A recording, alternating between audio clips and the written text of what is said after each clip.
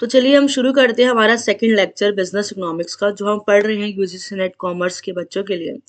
कल हमने डिस्कस किया था meaning and scope of business economics. आज हम देखेंगे ऑब्जेक्टिव ऑफ बिजनेस वर्क।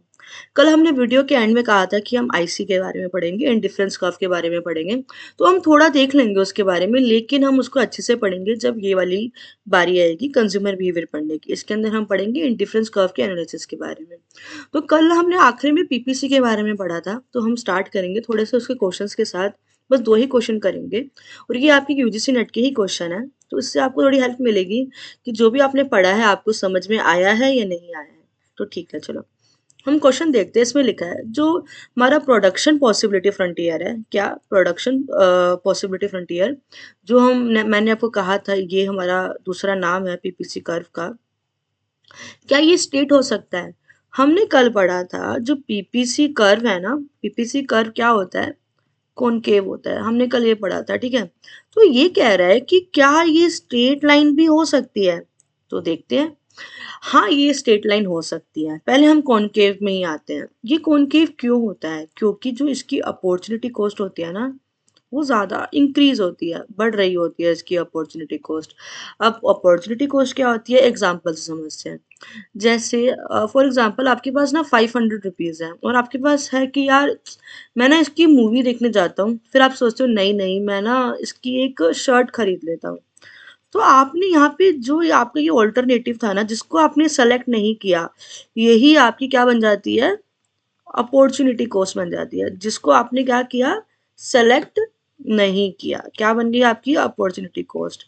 यहाँ पे पीपीसी में ये जो हमारा कर्व है ना, ये कॉनकेव होता ही इसलिए है क्योंकि क्या होता है, यहाँ पे जो हमारी अपॉर्चुनिटी कॉस्ट होती है ना, वो बढ़ रही होती है। और ये स्ट्रेट लाइन कब होता है, जब हमारी जो अपॉर्चुनिटी कॉस्ट होती है ना, वो कांस्टेंट होती है, कोई चेंज ही नहीं आ रहा होता उसके अंदर, ठीक है। जीरो, जीरो होगी यहाँ पे। और अगर हम देखा जाए तो यार ये कॉनकेव भी है, स्ट्रेट लाइन भी हो सकता है, तो क्या ये कॉन्वेक्स भी हो सकता है? क्या क्या ये कॉन्वेक्स, ऐसे क्वेश्चन में तो माइंड में आएगा ना, तो हाँ ये कॉन्वेक्स भी हो सकता है। लेकिन हम ये रियल लाइफ में मतलब ये मतलब होना थोड़ा मुश्किल है। लेकिन हाँ, अगर ये ये कॉन्वेक्स होगा तो ये कैसे होगा, जो उसकी अपॉर्चुनिटी कॉस्ट होगी ना, वो डिक्रीज हो रही होगी, कम हो रही होगी। तो अगर हम ये क्वेश्चन देखें तो इसमें क्या लिखा है, क्या ये स्ट्रेट लाइन हो सकता है? तो हाँ ये हो सकता है। जो इसमें फैक्टर्स है वो स्पेशलाइज नहीं होते। मैंने बोला ना कि ये जो सिचुएशन है, ये वाली स्ट्रेट लाइन वाली और ये वाली, ये मतलब रियल लाइफ में इतना ज़्यादा वैल्यूएबल नहीं है कि होगी। तो ये कैन बी सब्स्टिट्यूट होती है at a no extra cost. मैंने बोला ना यहाँ पे जीरो रहती है जो हमारी अपॉर्चुनिटी कॉस्ट होती है। तो ये हम देखा जाए तो ए भी सही है और आर भी सही है, और आर एक ही एक्सप्लेनेशन भी सही है। तुम्हारा इसमें क्या आंसर हो जाएगा, फर्स्ट आंसर हो जाएगा। आगे बढ़ते हैं। इसने बोला है जो हमारा पीपीसी होता है, क्या इसमें ऑल कॉम्बिनेशन, जो पॉसिबल कॉम्बिनेशन होती है टू गुड्स की, क्या वो प्रोड्यूस्ड होती है जो भी अवेलेबल रिसोर्सेज होते हैं? हाँ, हमने कल ही पढ़ा था, ये ट्रू है। इससे बोला जो हमारी मार्जिनल अपॉर्चुनिटी कॉस्ट है, चलो हम थोड़ा सा ये भी देख लेते हैं, आपकी रिवीजन हो जाएगी। हमने देखा था जो हमारा एमओसी होता है ना, मार्जिनल अपॉर्चुनिटी कॉस्ट, एक होता है हमारा marginal rate of transformation, MRT. जो हमारा एमओसी होता है ना, वो देखता है कितना चेंज हुआ हमारा, हमने कितना सेक्रीफाइस किया, उससे हमारे कितना गेन हुआ। और हमारा जो एमआरटी होता है ना, ये रेशियो निकालता है। जैसे अगर हम इसका एमआरटी देखें, यहाँ तो चलो छोड़ो कुछ नहीं है, ठीक है, यहाँ पे हम इसका एमआरटी देखते हैं। फिर हम यहाँ पे देख रहे हैं हमें कितने का क्या हो रहा है, कितने का गेन हो रहा है यहाँ पे। तो हमने देखा हमें यहाँ पे 2 का गेन हो रहा है। कितना सेक्रीफाइस करके, 1 सेक्रीफाइस करके। यहाँ पे हमें फिर से 2 का गेन हो रहा है। कितने सेक्रीफाइस करके, 2 सेक्रीफाइस करके। फिर हमें गेन हो रहा है 2 का। कितने का, 3 का सेक्रीफाइस करके। फिर 2 का गेन हो रहा है, कितने का, 4 का सेक्रीफाइस करके। तो इससे हमें क्या पता लग रहा है कि हमारा एमआरटी है, कि हम रेशियो निकाल पा रहे हैं किसका, गेन टू सेक्रीफाइस का, ठीक है। तो ये एमओसी हमने क्या दिखा था कि क्या है, अमाउंट ऑफ सेक्रीफाइस होता है प्रोडक्शन का of an additional unit of another good. क्या है, यहाँ पे गेन की बात हो रही है और यहाँ पे सेक्रीफाइस की बात हो रही है। और अभी मैंने आपको यहाँ पे क्या बताया कि ये बताया जो हमारा सेक्रीफाइस होता है अपोन में हम क्या करते हैं यहाँ पे गेन। तो ये वाली स्टेटमेंट भी सही है। फिर इसमें लिखा है MRT, marginal rate of transformation. क्या ये रेट होता है eight which one unit can transform? नहीं, हमने क्या देखा, ये रेशियो होता है, ठीक है। तो ये वाली स्टेटमेंट हमारी गलत होगी। तो इससे हमें क्या पता लग रहा है, ये वाला गलत, ये वाला आंसर हमारा सही है, सेकंड ऑप्शन। चलो हम आते हैं हमारे आज के टॉपिक पे, जो है हमारा ऑब्जेक्टिव ऑफ फर्म, कि हमारे फर्म के क्या ऑब्जेक्टिव होते हैं। पहला है हमारा प्रॉफिट मैक्सिमाइजेशन। देखा जाए तो यही हर बिजनेस का ये मेन ऑब्जेक्टिव है, क्या करना है उसको, प्रॉफिट मैक्सिमाइजेशन। अब प्रॉफिट क्या होता है, आप अगर कंपनी में कोई भी रेवेन्यू कर रहे हो, ठीक है, आपके पास पैसा आ रहा है, ठीक है, तो ये क्या है, आप अपने खर्चों में तो उसको माइनस करोगे, कॉस्ट में से माइनस करोगे, तो ही तो आपका प्रॉफिट आएगा ना, मेन प्रॉफिट। आपको कंपनी में आया 100 रुपये, लेकिन आपके खर्चे थे 20 रुपये, तो आपका आपने खर्चे माइनस करे तो ही तो आपको 80 रुपये पता लगा कि आपको प्रॉफिट हुआ है। तो ठीक है, हमने प्रॉफिट को ये क्या है, इसको हमें बढ़ाना है यहाँ पे। तो फर्म क्या करती है, एम करते हैं मैक्सिमाइज करने के लिए डिफरेंस किसका, टोटल रेवेन्यू का, जो हमने बात करी, जितने भी हमारे टोटल रेवेन्यू है उसको, और टोटल कॉस्ट जितने भी हमारे खर्चे हैं उसको, फिर हमारा इससे प्रॉफिट, हम इस पे एम करेंगे हमें कितना मैक्सिमाइज करना है। फिर ये करते हैं, एज्यूम करता है कि रैशनल डिसीजन मेकिंग बिल्कुल ऑथेंटिक, जहाँ पे जो बिजनेस है वो प्रोड्यूस करते हैं अप टू उस पॉइंट तक जब हमारा जो मार्जिनल कॉस्ट है इक्वल हो जाए मार्जिनल रेवेन्यू के। अब मार्जिनल कॉस्ट देखो तो ये हम बात करते हैं ना, जब हम वन एडिशनल, अगर हम कुछ देख रहे होते हैं वन एडिशनल कॉस्ट, यहाँ पे हम वही वन एडिशनल हम कह सकते हैं हमारा रेवेन्यू। अगर आप देखो ना इसको, हमारा जो मार्जिनल कॉस्ट है, अगर वो कम है किससे, मार्जिनल रेवेन्यू से, मतलब हमें रेवेन्यू ज़्यादा हो रहा है कॉस्ट कम, तो ये बिल्कुल सही है सिचुएशन, यहाँ पे आपको ठीक है प्रॉफिट्स हो रहे हैं अच्छे। फिर अगर हम देखें यहाँ पे हमारा एमसी है जो मार्जिनल कॉस्ट, वो इक्वल है मार्जिनल रेवेन्यू के, तो यहाँ पे हम कह सकते हैं कि हाँ हम सर्वाइव कर रहे हैं, बस हमारा जो सर्वाइवल है वो चल रहा है। अगर हम यही देखें जो हमारा एमसी है वो ज़्यादा हो जाता है मार्जिनल कॉस्ट मार्जिनल रेवेन्यू से, ये तो बेकार पॉइंट है ना, यहाँ पे तो हमें लॉस होने लग गया। तो ये स्टेटमेंट कह रही है हमें एटलीस्ट जो हमारा मार्जिनल कॉस्ट है ना, ये वाली सिचुएशन, यहाँ तक तो हमें अपना जो प्रोडक्ट है जो भी हम प्रोड्यूस कर रहे हैं, इस पॉइंट तक तो एटलीस्ट करना चाहिए। हम इस सिचुएशन से यहाँ तक आ जाएंगे अगर हम एटलीस्ट यहाँ तक प्रोड्यूस कर रहे हैं कुछ, लेकिन अगर हम यहाँ तक प्रोड्यूस कर रहे हैं तो हमें लॉस ही होगा, उसका कोई फायदा नहीं है। तो ये हमारा पहला ऑब्जेक्टिव हो गया कि हमें क्या करना है, प्रॉफिट को मैक्सिमाइज करना है, बढ़ाना है अपने।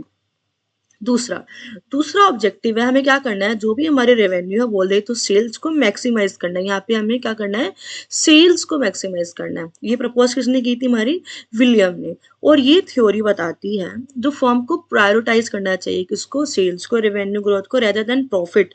यहाँ पे हमें प्रॉफिट पे इतना फोकस नहीं करना चाहिए, बट किस पे फोकस करना चाहिए, सेल्स पे, रेवेन्यू पे फोकस करना चाहिए।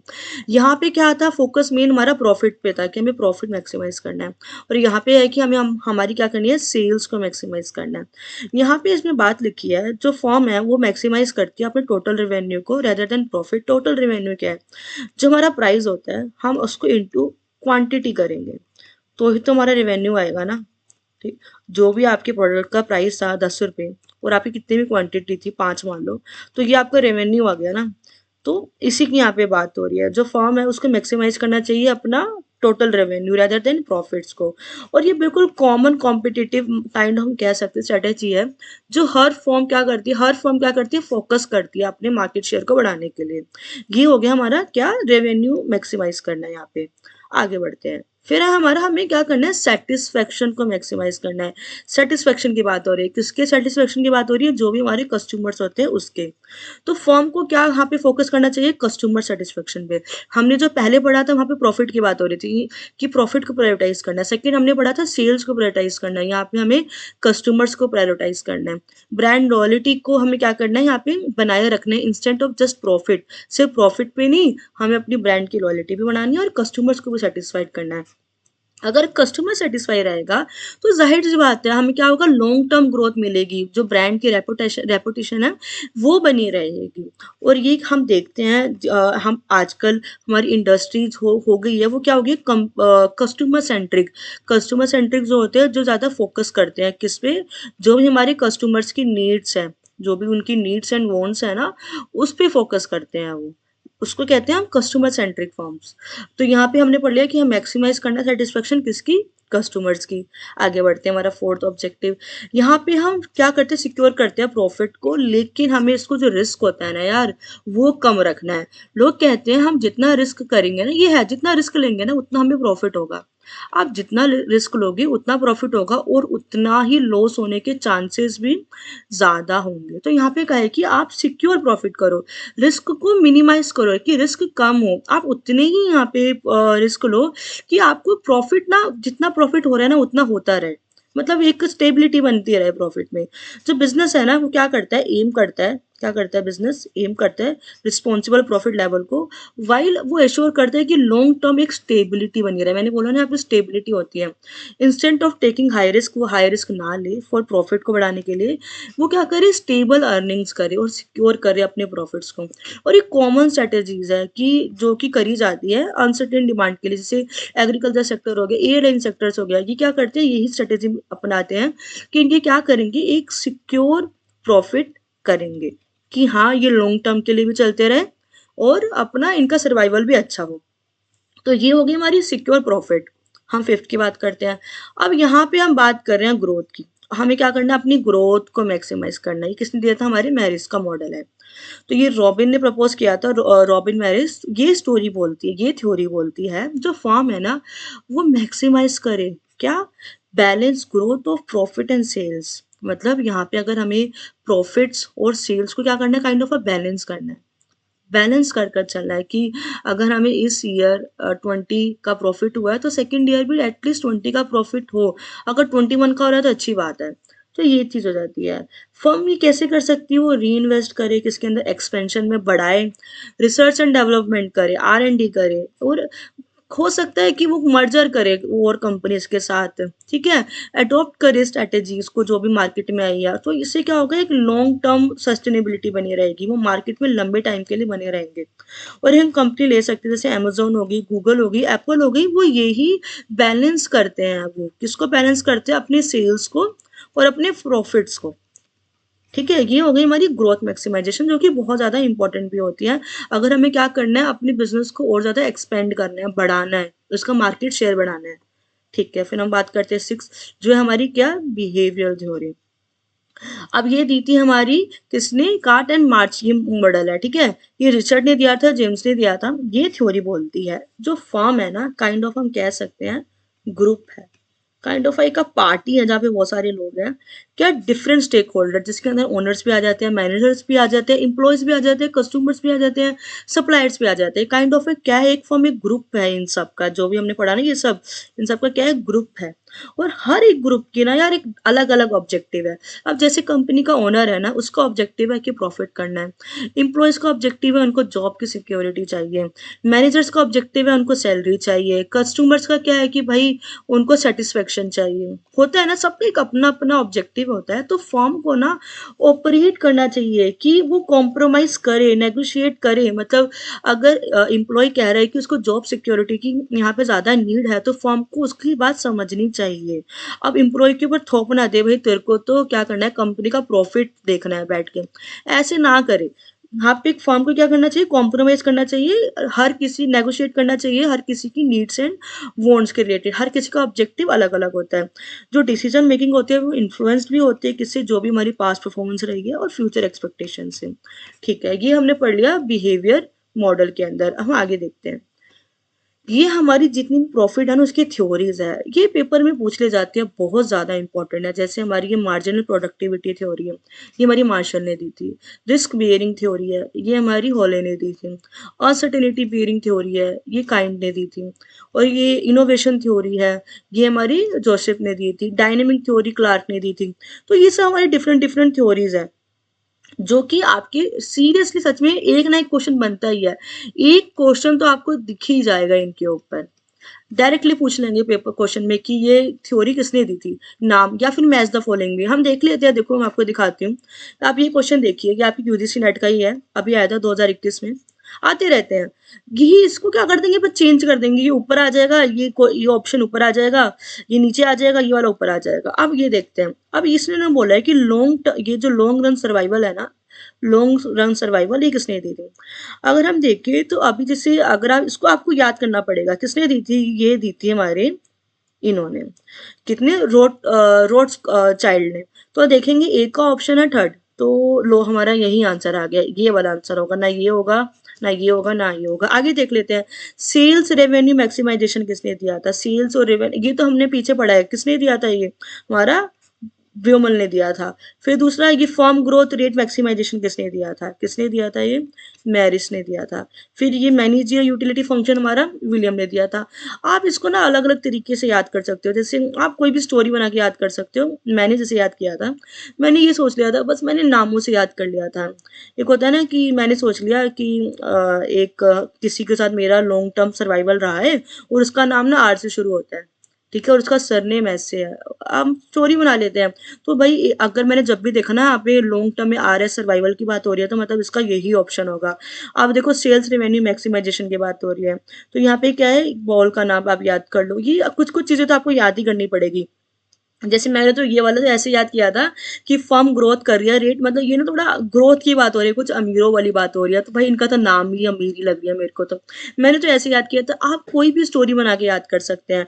अब ये था मैनेजर यूटिलिटी फंक्शन, यहाँ पे फंक्शन की बात हो रही थी, मैंने विलियमसन याद कर लिया था, फंक्शन विलियमसन।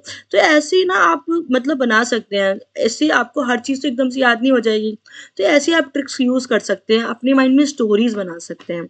ऐसे यही सेम क्वेश्चन आ रखा था, बट क्या हो गया था, मैंने क्या बोला, यहाँ पे ये चीज़ नीचे है, वहाँ पे वो चीज़ ऊपर होगी, बस वही बात हो गई। यहाँ पे अब मैक्सिमाइजेशन ऑफ फर्म ग्रोथ की मैंने क्या बोला, भाई ये तो कुछ अमीरों वाला नाम लग रहा है, मतलब ये हो गया, ए का क्या हो गया, सेकंड हो गया। लो पहला ही ऑप्शन सही हो गया। अगर आप एक भी याद कर लेंगे ना, सब हो जाएगा। ठीक है, अब फिर यहाँ पे मार्जिनल यूटिलिटी फंक्शन की बात हो रही है, तो ये क्या हो गया हमारे, ये विलियमसन हो गए, फंक्शन विलियमसन, मैंने जैसे आपको अभी कहा था। फिर सेटिस्फैक्ट्री बिहेवियर की बात हो रही है, यहाँ पे अभी बिहेवियर ये तो हमने अभी पढ़ा ही था। तो क्यों कौन बात कर रहा है, ये हमारे ये हमने ऊपर देखा था, जिम्स की बात हो रही है यहाँ पे, मार्च की। सेल्स मैक्सिमाइजेशन की बात हो गई, तो ये कौन हो गई, हमारी बोमल हाइपोथेसिस हो गया। तो ये सब चीज़ें आप इसको ऐसे ट्रिक याद कर सकते हैं। थोड़ा एक मोटिवेशन भी ले लेते हैं। आपने अभी 2 महीने बचे हैं हमारे पास, ठीक है, अपन के पास कितने हैं, 2 महीने बचे हैं बस। और हमें क्या करना है भाई, हमें अभी से स्टार्ट करना पड़ेगा। तो यहाँ पे भी यही लिखा है भाई, अगर आपको अपना फ्यूचर बनाना है तो आपको भाई आज ही करना पड़ेगा, आप कल पे कोई काम नहीं छोड़ सकते। एज अ स्टूडेंट आपका गोल क्या है, आपको रिजल्ट लेकर आना है, और रिजल्ट भी एक अच्छा रिजल्ट लेकर आना है। तो आपको आज से ही सीढ़ियाँ चढ़ना पड़ेगा अगर ये रिजल्ट चाहिए। और अगर मोटिवेशन होता है फील, तो भाई खुद को बोलो कि यार यू कैन डू इट, आप कर सकते हो भाई। मुझे भी लगता था कि मेरे से नहीं हो पाएगा, बट एटलीस्ट मैंने क्या यूजीसी नेट क्लियर कर लिया अपना। तो लगता है सबको, लेकिन अगर आप मेहनत करोगे तो हो जाएगा। ये तो हमने पढ़ ली, हमारी ये जो सेकंड पार्ट था हमारा यूनिट 3 का। ये कल हम डिमांड एनालिसिस के बारे में पढ़ेंगे, जो है हमारा ये।